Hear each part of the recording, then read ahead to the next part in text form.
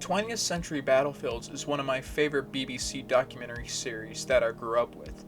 Coming out on the BBC in 2007, this documentary series is instrumental in helping me understand many important yet underappreciated battles and wars that had an enormous impact on the 20th century, especially the events around the Falklands War in 1982 and the Yom Kippur War in 1973.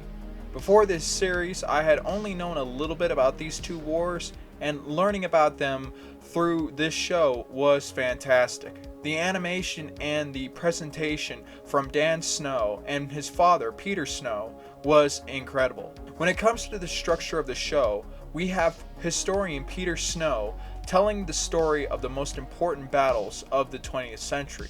Armed with his map case, which presents digital illustrations of his presentations, Snow tells the big picture of these clashes and their impact. Meanwhile, his son Dan goes into the field to explore the details of these battles and the part they played in the grand context of history. I really liked this setup as we got both the overall battle plan and strategy from Peter Snow, and then we get the on-the-ground perspective of the soldiers who fought in the battles and wars from Dan Snow. Peter has a map case which is unique in providing a bird's-eye view computer simulation of the battlefield. Though the simulated battles can be simplistic in design, with the opposing armies being presented with red figures and the other army presented in blue, it really helps us visually understand what happened during a specific battle and war. Peter also is really a great presenter, as I can see why he was successful in not just doing this series, but another great educational series called Battlefield Britain. Dan Snow is mostly doing the grunt work, as they tend to go to the historical locations of the battles and wars and give us details of how the soldiers attacked or defended positions in whatever specific battle and conflict they're covering. Now, according to Wikipedia, Dan Snow has admitted that during production he did bicker with his father Peter a lot over the historical significance of the Spanish Armada and who won the Yom Kippur War. Also, because they shot on location, Dan Snow expressed concern over his father's health during filming in the Middle East, when his father was becoming tired and run down from not drinking enough water. I mean, they put themselves out there just to create a great and engaging documentary series, and I think they did a wonderful job for doing that and deserve a lot of credit. Now, in my ranking of the episodes of this series, I would say that the episode on the Battle of Stalingrad to be the best, as I am quite fascinated with that battle, as I know this is one of the bloodiest battles in modern history. It also is a battle that was instrumental in the pushback of the German forces on the Eastern Front, which eventually led to their loss of World War II. There have been other great documentaries that have covered this important battle in better detail, but the episode done on this event is well made and it is quite enthralling. Dan and Peter Snow did a hell of a job in really explaining the conditions of the battle, so I have to give them credit for that. In the episode, they show through recreations how the fighting would have taken place in the urban hellscape of Stalingrad back in 1942. Dan and Peter Snow work along with the British military to show through training exercises how the fighting was in the city at that time. In the demonstrations, you see how the Soviets used snipers combined with artillery and mortar fire to inflict heavy casualties on the Germans in the urban landscape of Stalingrad. I always thought it to be amusing to see Dan and Peter working with the British military on these exercises. You can tell the amount of fun they are having sometimes, just trying to make their documentaries a lot more exciting for viewers. Other times you could see that they both don't want to be participating in these exercises, and this, as they can be pretty exhausting. The second best episode is when they covered the Chinese offensive during the Korean War. The Korean War has been named the Forgotten War, and that is a fitting name because of the lack of interest in the conflict compared to wars such as World War II and the Vietnam War.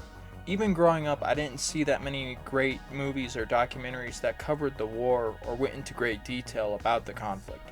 This episode is one of the few I actually came across when I was younger that talked about the important moments of the war and the somewhat unknown battle of the Imjin River. They did a wonderful job of summing up the conflict and providing information that I was unaware of about that period of time. In that episode, they covered the valiant fight of the 1st Battalion, the Gloucestershire Regiment, which was outnumbered and eventually surrounded by Chinese forces on Hill 235, a feature that became known as Gloucester Hill. The stand of the Gloucestershire Battalion, together with the other actions of the 29th Brigade in the Battle of the Imjin River, has become an important part of the British military history and their tradition. The third best episodes are actually two which are pretty tied. The episodes covering the Yom Kippur War and the Falklands War were phenomenal. I have very little understanding about these two wars until I watched these episodes when I was like 15. While I did know a little bit about these wars, these episodes provided a wealth of information to me in such an incredible way. With the Yom Kippur War, I learned about how much of a military advantage the Israelis had over their Arab neighbors when it came to a dominating air force. They were successful in the Six-Day War, but after that, the Egyptians learned from their mistakes when they launched an attack across the Suez Canal in October of 1973. Instead of being at the mercy of the Israelis' air force and their tank forces, the Egyptians actually came well equipped with advanced surface-to-air missiles and anti-tank missiles, which leveled the playing field in their favor and helped them in that short but bloody war. Even with the Israeli forces being able to get back the upper hand and take back the canal, they sustained heavy losses, and because of that, it's still up for debate who really won the Yom Kippur War, as the episode leaves that question up to the viewer. The other episode covering the Falklands War was equally impressive in providing information on the conflict which I was somewhat clueless of. The fact that Argentina still lays claim today to the islands even though they were decisively defeated in the 1982 war. Also learning how both the militaries of Argentina and Britain at the time were somewhat equally matched. But the British came out on top through their use of the innovative Harrier aircraft, attack submarines, and some other modern weaponry. Seeing the footage of when the British forces came under attack in the San Carlos Bay was quite awesome to see. The British expeditionary forces needed a staging area where they could land troops and equipment, but it soon came under heavy attack from the Argentinian Air Force. In the footage, we see Argentinian jets fly in and out of the bay, attempting to bomb the British vessels while also trying to avoid anti-aircraft fire from the ships and even from the British troops on shore. The weapons used, the role the British Navy played, and the terrain the British infantry had to endure in the Falklands makes that war such a bizarre yet fascinating event to learn about, and so the episode is quite memorable for giving all the important details of that specific British conflict. The fourth best episode is when they covered the Battle of Amiens during the First World War. The battle stands out as truly being revolutionary as the Allied powers utilized combined arms warfare in that specific battle. They attacked German positions using new artillery tactics, tanks, aircraft, and even some cavalry. I never really knew about this battle, and so learning how the tactics and strategies changed during the duration of the war was pretty great. We saw how in the beginning of the war, the European militaries were still using outdated 19th century tactics with modern weaponry, and we learned how there was an evolution of warfare that occurred in that short period of time in that war. While I enjoyed the episode, I think my brother would enjoy it much more, as he is more into studying World War I and would find this episode rather engaging. Now, the rest of the episodes I of course highly recommend, which cover the Gulf War, the Vietnam War, and the Battle of Midway. In this video, I could be going on for an hour if I'm just reviewing each individual episode, so instead I'll provide links to the specific episodes which are here on YouTube for y'all to check out for yourselves.